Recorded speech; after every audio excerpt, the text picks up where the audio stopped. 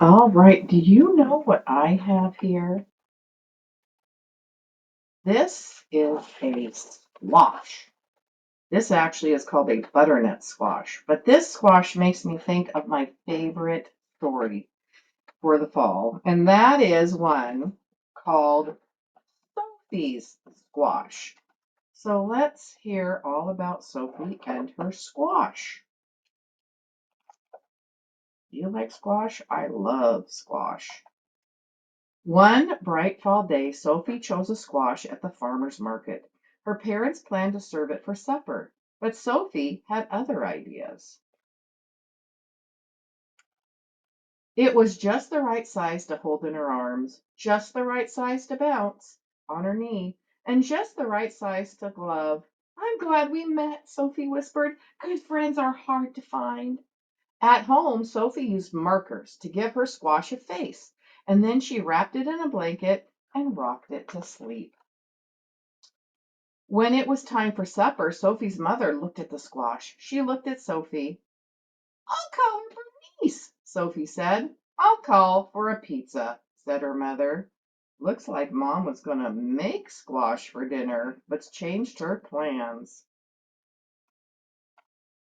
After that, Bernice went everywhere with Sophie. To story time at the library, to visit other squash at the farmer's market. And look at here, it looks like they're having fun rolling down a hill. Every single night, Sophie gave Bernice a bottle, a hug, and a kiss. Well, we did hope she'd love vegetables, Sophie's mother told her father. Shh, Sophie said. Bernice is sleeping. Sweet pea, Sophie's mother said one morning as they made blueberry waffles. Bernice is a squash, not a friend. If we don't eat her soon, she'll get mushy and gross. Let's bake her with marshmallows. Won't that taste yummy? Can you put yourself in Sophie's shoes right now and think about what do you think Sophie will think of that idea?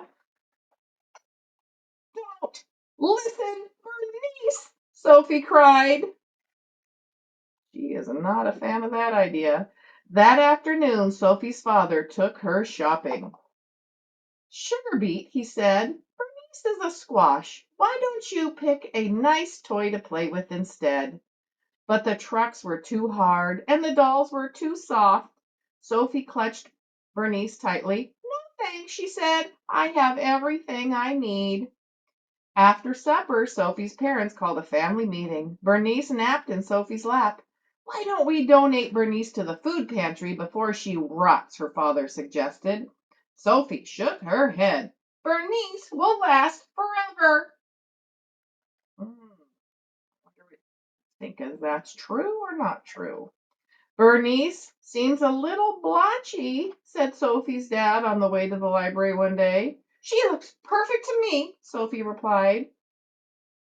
At story time, kids pointed and stared. What's that spotty thing? A boy asked. Her name is Bernice, and she's a squash, Sophie said, with freckles. Maybe Bernice should stay home next time, Sophie's mom suggested. Why? Sophie asked. She wasn't the one being rude. Still, as winter neared, Sophie noticed changes. Bernice seemed softer, and her somersaults lacked their usual style. At the farmer's market, squash were everywhere. Oh, visiting friends will cheer you up, Sophie said. So she took her to the farmer's market where squash were everywhere. Firm, shiny squash. What keeps a squash healthy? Sophie asked a farmer. It's simple, really, he said. Fresh air, good clean dirt, and a little love. Well, Sophie thought, I have all that. At home, Sophie cleared leaves from Bernice's favorite spot. She made a bed of soft soil, tucked Bernice in, and kissed her good night. Get better soon, she whispered. That night, while Sophie slept, the wind whistled and tiny snowflakes fell. When she awoke, the world was covered in white. Do you think Bernice is cold out there? Sophie asked her mother. I'm sure she's warm and cozy under her snow blanket, her mother replied. Sophie gazed out the window all morning. She was still there in the afternoon when her father came home with a surprise. You need a new friend, he said. Ah. Meet Ace. Ace was nice, but boring. He just swam around and around in her bowl. But during the long winter, Sophie discovered Ace was a superb silent reader who did fabulous flip turns, and he always listened politely when she talked about Bernice. Bernice was great at keeping secrets, she told Ace. When the snow finally melted, Sophie rushed to the garden. The only thing there was a small green sprout. It looked strangely familiar. Bernice, Sophie said, how was your winter? After that, Sophie, Ace, and Bernice ate lunch together every day. One bright summer morning, Sophie somersaulted across her yard, landed by the garden, and stared in disbelief. Bernice had grown two tiny squash. Oh, Sophie told them, you look just like your mom.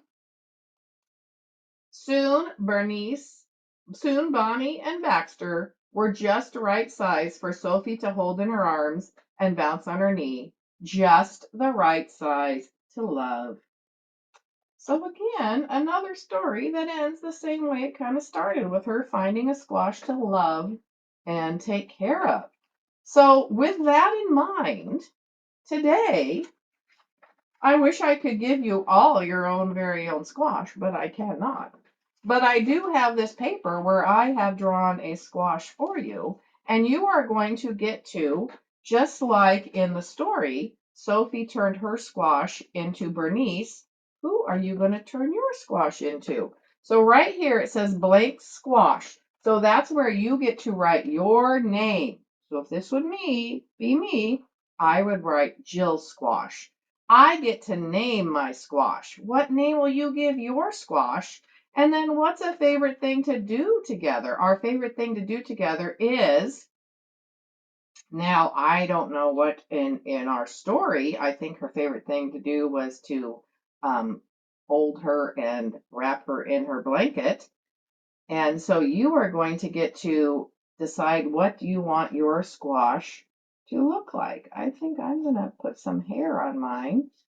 All right, so have fun with your squash, and I will be anxious to see them.